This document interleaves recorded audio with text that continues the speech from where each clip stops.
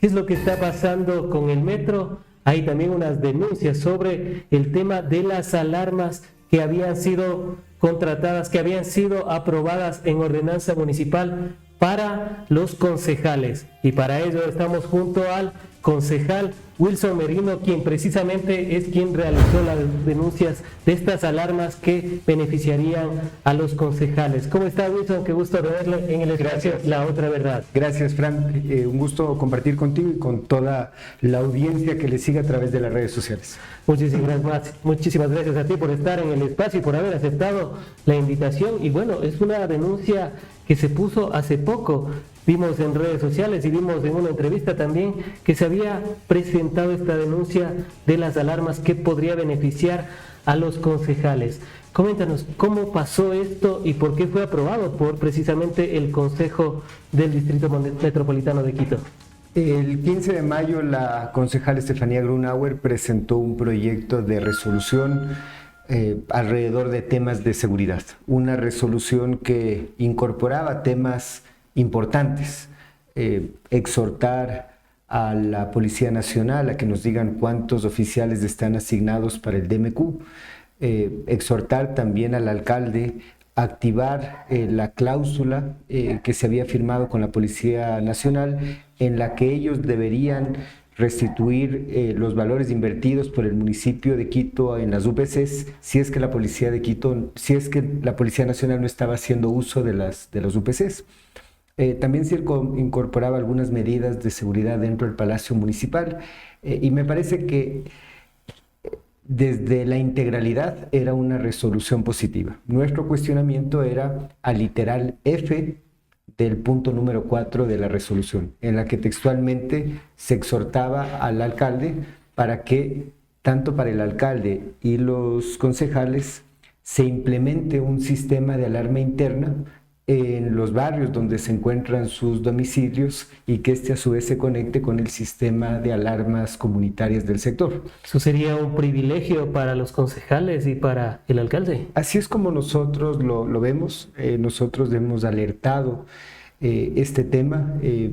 Creemos que puede tener implicaciones primero frente a la opinión pública. Me parece que eso ya está sucediendo. Hay un rechazo ciudadano frente a esto.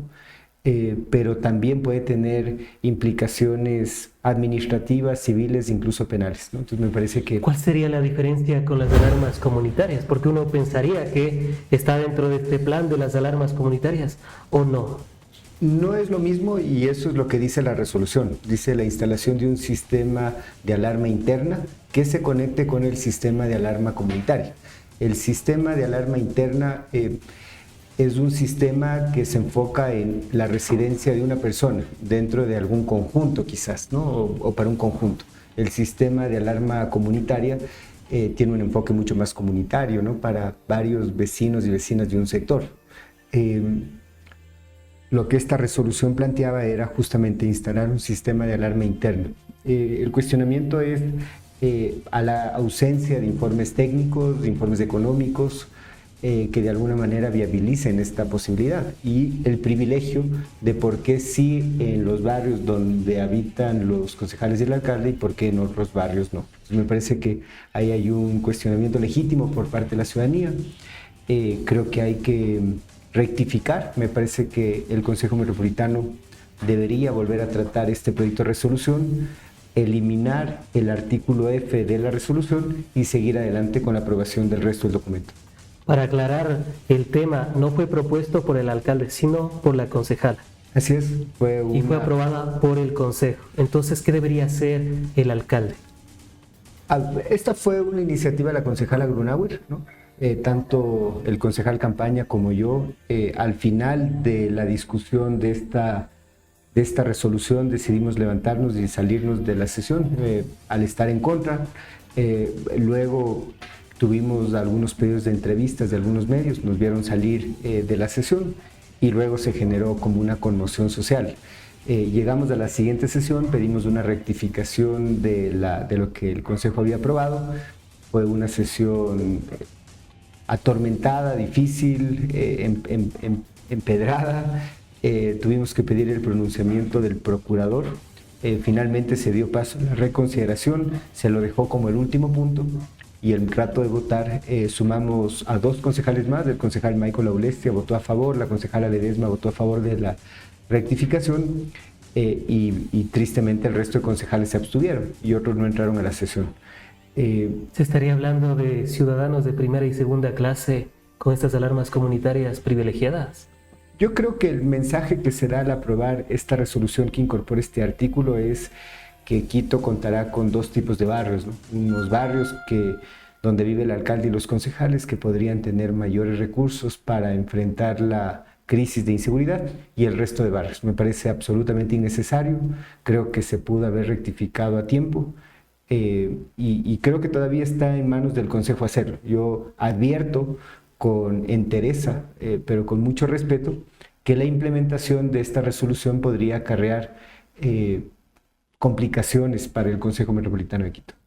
Para seguir avanzando con los demás temas, y por supuesto estamos hablando también del Metro de Quito, amigas y amigos, antes de ello recuerden seguirnos a través de todas nuestras redes sociales, estamos como en retrospectiva con el hashtag La Otra Verdad. También ya estamos en TikTok, una maravilla, esa plataforma, se viralizan los videos como canguil, como pan caliente, como espuma de cerveza y qué interesante. Personalmente no hago TikTok, pero subo las entrevistas con los fragmentos y es una maravilla. Cada temática va tomando fuerza en estas redes sociales. Estamos junto a Wilson Merino, quien es presidente del Comité de Desarrollo del municipio de Quito, abordando ahora el tema del metro. Para abordar el tema del metro, Wilson, ¿cómo está la situación del metro de Quito? Muchas personas se preguntan, 2 trenes sin funcionamiento. El exalcalde de Quito, Mauricio Rodas, prácticamente dijo que Pavel Muñoz contrató que hizo funcionar el metro de Quito sin un mantenimiento adecuado. ¿Es esto así? Yo creo que el impacto social y económico del Metro de Quito es indiscutible. Creo que ha venido para transformar la ciudad. Creo yo que el cuestionamiento que debemos hacernos gira alrededor de la sostenibilidad financiera del proyecto. Es un sistema costoso que resuelve muchos de los problemas de movilidad y que devuelve a las familias el tiempo. Pero hay una necesidad de abordar este proyecto desde un enfoque financiero, ¿no? En el presupuesto del Metro de Quito hay 93 millones de dólares para este año. La recaudación gira alrededor de 9.7 millones de dólares. Si hacemos una proyección, la recaudación por tarifa serán unos 23 millones de dólares, estimo yo, en este año, lo que nos deja con un hueco financiero de 70 millones de dólares, ¿no? Entonces me parece que ahí hay una primera alarma, ¿no? Hay 70 millones de déficit financiero para el Metro de Quito. El tema de los seguros es algo que yo siento que es un elemento central, y el mantenimiento de los trenes. El Metro de Quito no funciona sin los trenes, ¿no? Entonces me parece que por un lado hay que trabajar por aumentar la demanda de usuarios del Metro de Quito. Me parece que ahí tiene una responsabilidad importante el gerente. Cómo avanzar para que finalmente hayan más usuarios en el Metro de Quito. Y creo que por el otro lado hay que trabajar en temas de prevenir los riesgos. Y uno de esos es justamente el mantenimiento. Pero hay mantenimiento, no hay mantenimiento. El alcalde y el gerente han dicho que hay mantenimiento preventivo, ¿no? Que es parte de lo que cuentan ya para la operación. Entiendo yo que todavía no se ha logrado firmar el convenio de mantenimiento correctivo. ¿Qué sucedió? Hay un tren descarrilado, un tren que, según las palabras del gerente, en la puesta en marcha blanca, que es como saturar el sistema, uno de estos trenes se descarriló. Y ahí hay un cuestionamiento, ¿no? De que el gerente no acercó información completa al Consejo Metropolitano en su momento. Me parece que hay que rectificar también, me parece que hay que darle a la ciudadanía, principalmente a los concejales, que somos el ente fiscalizador, información completa, y trabajar todos y coadyuvar todos para que los quiteños y quiteñas utilicemos el Metro de Quito de manera regular. Ese creo que es el mensaje de fondo. Hay también algunas cuestiones positivas. Una de las obras más importantes que ha tenido la capital, si no la más importante, ha movilizado a millones de personas.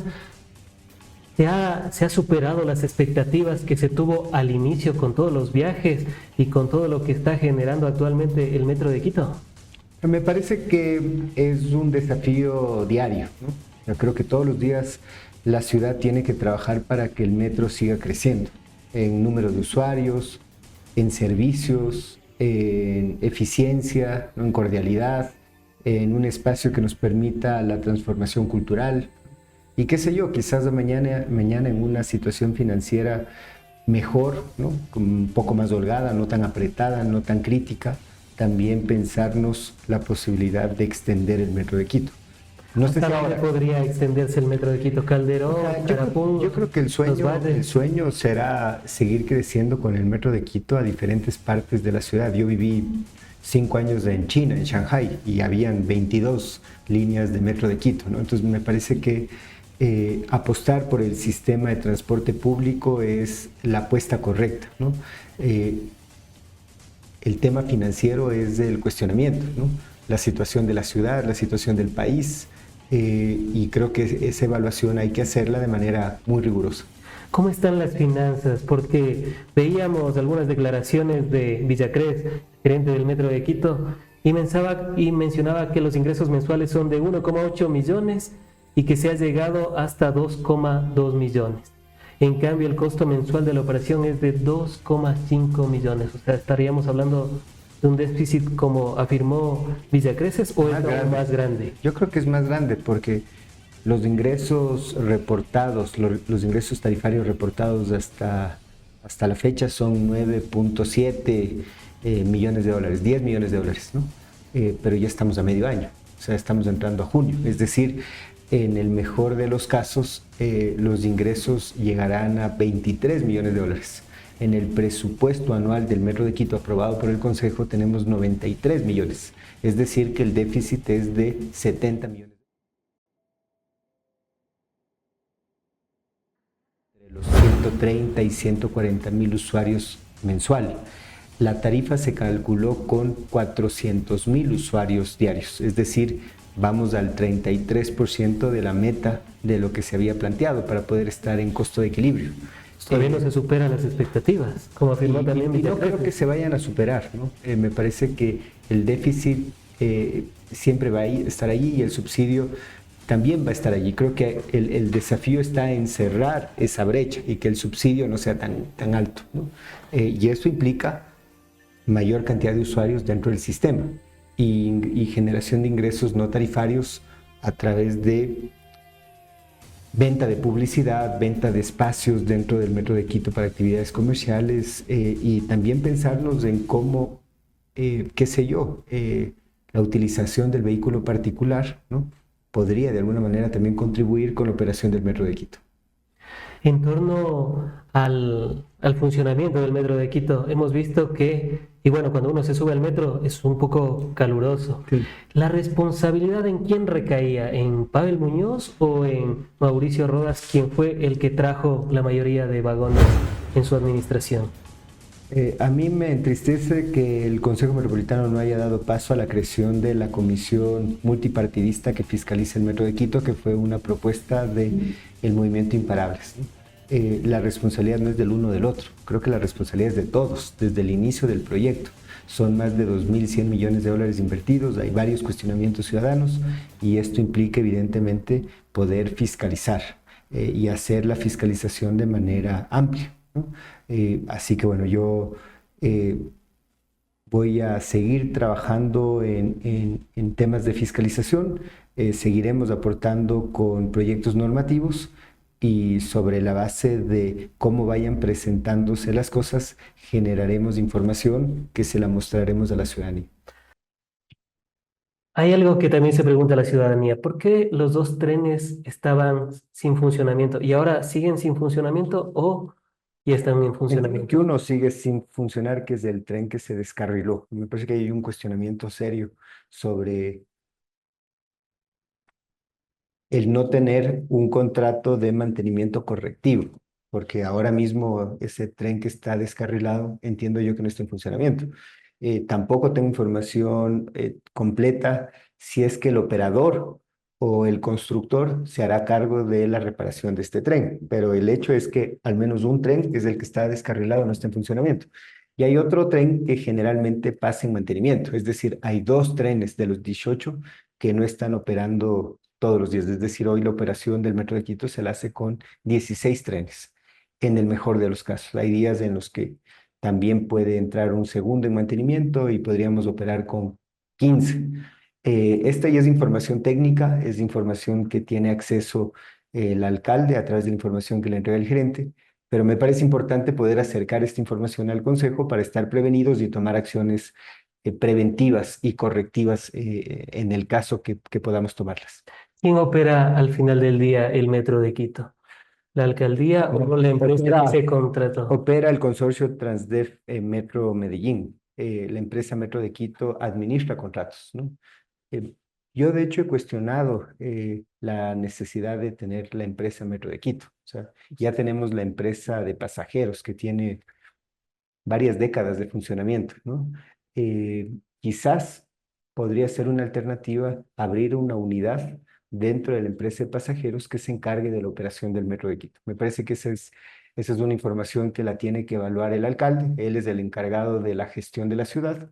Nosotros como concejales podemos acercar propuestas, pero es él finalmente quien tiene la capacidad o el poder para implementar este tipo de soluciones, ¿no? Porque uno se pregunta, ¿para qué está la empresa Metro de Quito si a la final la maneja precisamente Tras de Medellín. Transler Medellín? Yo hago el mismo cuestionamiento y es una empresa que tiene gastos costosos. Es la empresa con la nómina más costosa de todo el municipio de Quito, con la mayor cantidad de gerentes y generales que ganan más de $2.000 en un 54%, si no me equivoco. Entonces me parece que hay un cuestionamiento en cuanto a ser más eficientes en el gasto que nos va a permitir coadyuvar a que el subsidio sea menor. Y esto viene desde administraciones pasadas. El Metro de Quito empezó en la administración de Barrera, entonces a la final hay una responsabilidad de al menos de 5 alcaldías.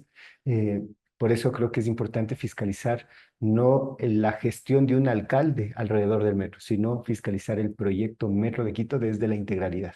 ¿Cuántas personas estaríamos hablando que están en esta dependencia del Metro de Quito, ¿Que están trabajando que en la están empresa Metro? trabajando? No tengo el dato exacto, pero creo que son 136, entre 135 y 137 personas.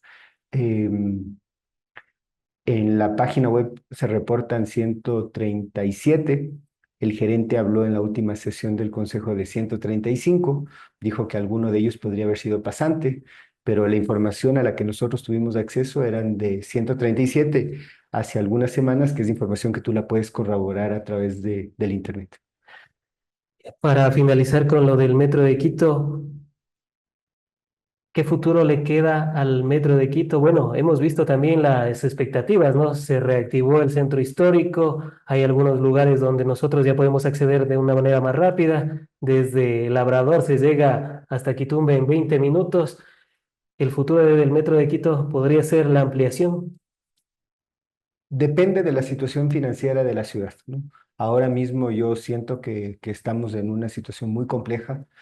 Hay un empobrecimiento de la ciudad, hay una situación de orfandad en algunos sectores, el sector social.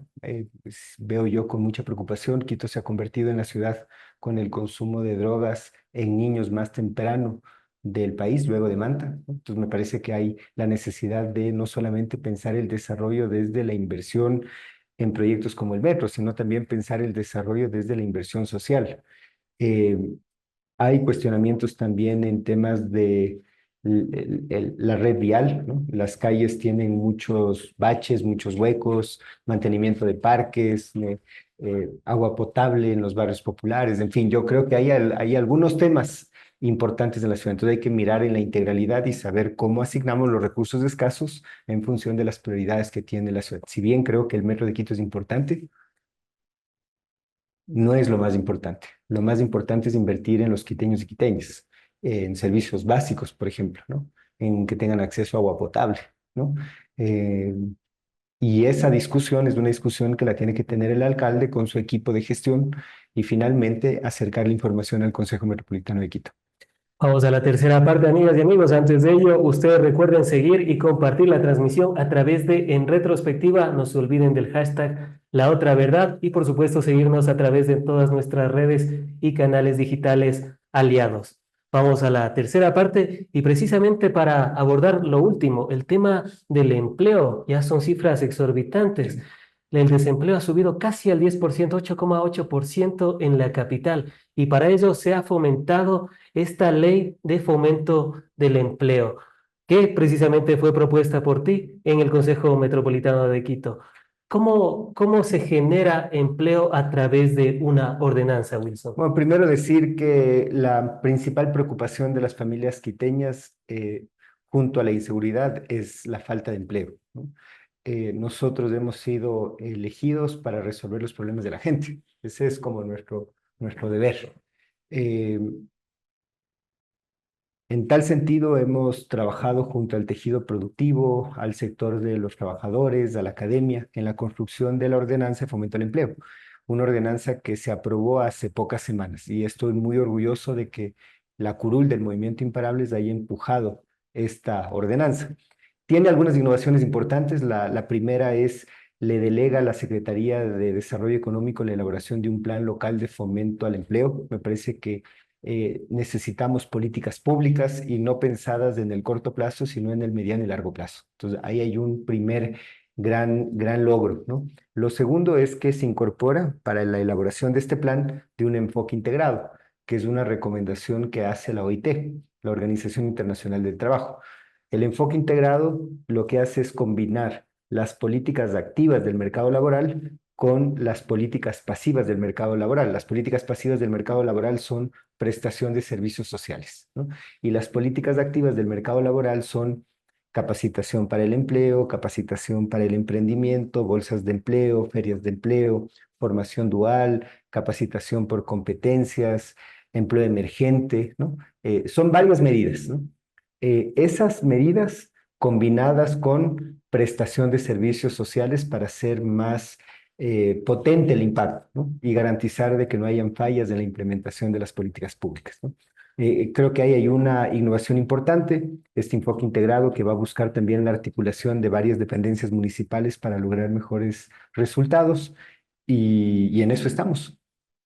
Una persona que vive en Quito, que nos está viendo, por supuesto, a través de nuestros canales y medios digitales y que está compartiendo seguramente la entrevista y que está en el desempleo, ¿cómo puede acceder a un empleo a través de esta ordenanza? ¿Cómo funciona? Nosotros hemos incorporado un concepto muy interesante de empleo emergente para las personas no calificadas, ¿no? Entonces, lo que hacemos es que donde hayan inversiones importantes en instituciones públicas municipales, se priorice la contratación de jóvenes, mujeres no calificadas, que dentro del concepto de empleo emergente. Entonces, ahí hay una gran oportunidad donde podrían trabajar en mantenimiento de parques y jardines, por ejemplo, ¿no? En temas de construcción de bordillos, veredas y varias cosas que necesita el municipio de Quito. Entonces, se abre la puerta para la contratación emergente en función del contexto actual. Me parece que hay un tema importante. Fortalecimiento de la bolsa de empleo. Creo que los jóvenes, las personas en general que necesitan conseguir empleo deben acudir a Conquito. La bolsa de empleo tiene que ser fortalecida a través de la ordenanza y tienen que guiarte a través de los diferentes instrumentos que ellos tienen. Capacitación para el empleo o capacitación a través de certificaciones profesionales, ¿no? Entonces, por ponerte un ejemplo, la cultura del café ha crecido mucho en el Ecuador, ¿no? Eh, si es que tú te certificas en algo muy específico, vas a tener mayores oportunidades para el empleo. ¿Cómo qué? Barista, por ejemplo, ¿no? Si es que tú eres barista de café, eh, como hay mayor demanda, vas a tener mayores oportunidades para el empleo. Entonces, me parece que esa información hay que acercarla. Hay una entidad que implementa la política pública en el municipio de Quito, que es Conquito, y a través de Conquito necesitamos seguir avanzando en aquello. ¿Hay algún rango de edad o es No, abierto para todos? está abierto para todos, pero creo que hay que poner acento en quienes más la sufren, que son jóvenes, mujeres y personas de la tercera edad.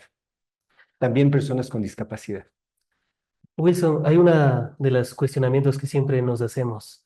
¿Sirve estudiar? Porque a mí me preguntan qué carrera seguir Sí, y me es inevitable pensar que cuando me subo a alguna de las plataformas de taxi, sirve, pero hay que comenzar claro, a estudiar lo que el mundo demanda, ¿no? ¿y qué ¿Qué, demanda qué estudian los chinos, actualmente? por ejemplo? Y creo que hay una lección importante, mecatrónica.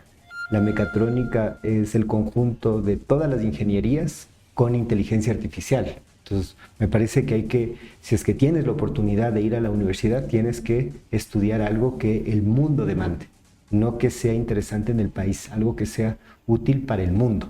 Mecatrónica, transformación digital, inteligencia artificial, me parece que ahí hay oportunidades.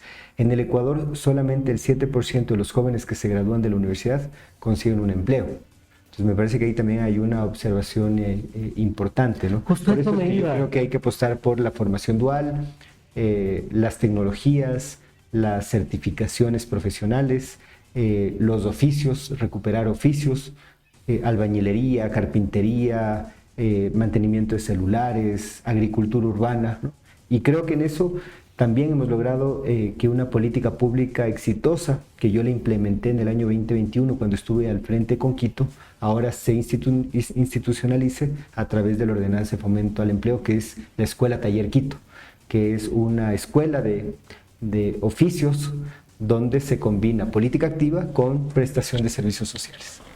En torno, en torno a los profesionales actuales, los que, bueno, nosotros vemos en las estadísticas, poco más de 2 millones tienen títulos profesionales y poco más de 300.000, 400.000 tienen un posgrado. Wilson, en estos momentos ni siquiera tener un posgrado garantiza tener un trabajo. ¿Esta ordenanza de fomento al empleo podría darles una esperanza a los profesionales también y a los que han seguido algún posgrado de conseguir un empleo, o solo está enfocado a los que nos habías comentado en un inicio? No, es una ordenanza para todos, es una ordenanza que recién se promulgó y que para ver los resultados vamos a tener que esperar algún tiempo. Las ordenanzas no resuelven un problema de coyuntura. Los concejales, a través de las ordenanzas, planteamos una discusión de futuro. La responsabilidad de los problemas de coyuntura recae en la gestión del alcalde y su equipo de trabajo. Así que bueno, los temas de la coyuntura, nosotros desde lo que podamos apoyar al alcalde, pero finalmente es él con su equipo de trabajo quienes tomarán las decisiones para superar esta crisis. Algunas otras medidas que se hayan implantado en torno al fomento del empleo. Recordaba que una ordenanza en torno a la innovación se había aprobado meses atrás. Sí, esa ordenanza también es del despacho del Movimiento Imparables, la procesamos de la Comisión de Desarrollo Económico, la ordenanza de fomento al emprendimiento y la innovación, que entre otras cosas institucionaliza el Fondo de Capital Semilla, que es una política pública también exitosa, que también la implementé en el año 2021 cuando estuve al frente de Conquito y que ahora ya deja de ser una política municipal para convertirse en una política metropolitana. Es decir, el alcalde que venga tendrá que mantener la medida y ya es un tema discrecional de cada alcalde la asignación de los recursos al Fondo de Capital Semilla. Me parece que hay una herramienta potente también para avanzar. Este Capital Semilla, ¿cómo se puede acceder para quienes nos están viendo a través de A través de Conquito hay diferentes convocatorias, la invitación a que ingresen a la página web de Conquito y que los visiten en sus oficinas en el sector de Chimbacayo. Han sido las apreciaciones de Wilson Merino y bueno, como es un clásico también en la programación, después de todo lo que hemos conversado, ¿cuál sería la otra verdad en torno a lo que Mauricio Rodas había manifestado y responsabilizado a Pavel Muñoz sobre el mantenimiento del Metro de Quito? Yo creo que a la final terminan siendo juegos artificiales entre actores políticos, ¿no? Creo que lo sensato es impulsar la conformación de una comisión multipartidista que fiscalice la integralidad del Metro de Quito, que podamos procesar información de manera técnica y esa información acercarla al Consejo Metropolitano para que haya un pronunciamiento del Pleno del Consejo Metropolitano en su conjunto. Han sido las apreciaciones de Wilson Merino, concejal, presidente de la Comisión de Desarrollo Económico y también de Imparables, a quien agradecemos por haber estado en el espacio, seguros de contar con tu participación en futuras oportunidades, análisis y debates de en torno a la ciudad. Muchas gracias. A las órdenes siempre. Con ustedes, amigas y amigos, antes de finalizar con el espacio, recuerden seguirnos a través de todas nuestras redes sociales. Estamos como En Retrospectiva y con el hashtag La Otra Verdad. Antes de finalizar, recuerden las palabras de George Orwell: decir la verdad en tiempos de engaño universal se convierte en un acto revolucionario. Con ustedes, amigas y amigos, Frank Pozo, hasta la próxima oportunidad.